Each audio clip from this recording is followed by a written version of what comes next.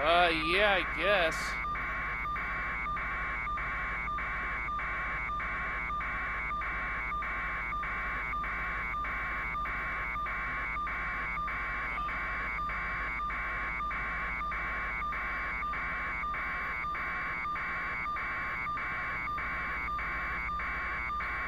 Got it.